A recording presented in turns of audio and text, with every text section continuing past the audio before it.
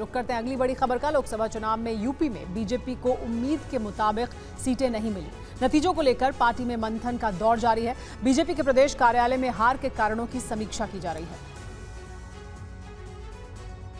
उत्तर प्रदेश में लोकसभा चुनाव में बीजेपी को मिली करारी हार के बाद से पार्टी में मंथन का दौर जारी है।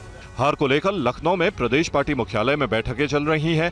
प्रदेश अध्यक्ष भूपेंद्र चौधरी ने पहले अवध क्षेत्र के और फिर कानपुर बुंदेलखंड क्षेत्र के हारे हुए प्रत्याशियों के साथ संवाद कर हार के कारण खोजने की कोशिश की।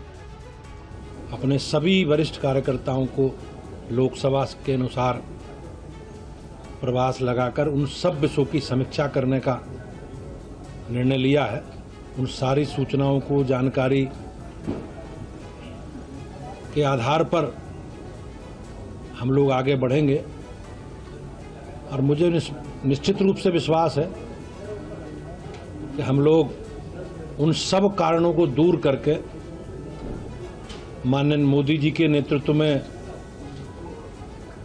और माननीय योगी जी के नेतृत्व में उत्तर प्रदेश और देश को एक समृद्धशाली राष्ट्र, एक विकसित राष्ट्र का जो सपना है माननीय प्रधानमंत्री जी का, उसे पूरा करेंगे। और महाराष्ट्र में बीजेपी और शिवसेना उद्धव गुट में जुबानी जंग तेज हो गई है। बीजेपी नेता नीतीश राणे ने संजय राउत को लेकर कुछ ऐसी बात कह दी जिससे महाराष्ट्र की राजनीति में बवाल मच गया। राणे ने क्या कहा, इस रिपोर्ट में देखिए। महाराष्ट्र में कुछ महीने बाद ही विधानसभा चुनाव होने हैं, लेकिन उससे पहले महाराष्ट्र में नेताओं के बीच जुबानी घमासान तेज हो गया है। संजय राउत ने महाराष्ट्र के डिप्टी सीएम देवेंद्र फडणवीस को राजनीति का विलन कहा, तो उसके जवाब में नीतीश राणे की प्रतिक्रिया सुनिए। संजय राउत ये महाराष्ट्र के राजनीति का कुछ जोकर है। अगर आपको अभी हमारे देवेंद्र फडणवीस साहब विलन लगते हैं तो फिर आप कलीना के हयात में उनको क्यों मिलने गए थे, कौन से विषय को मिलने गए थे।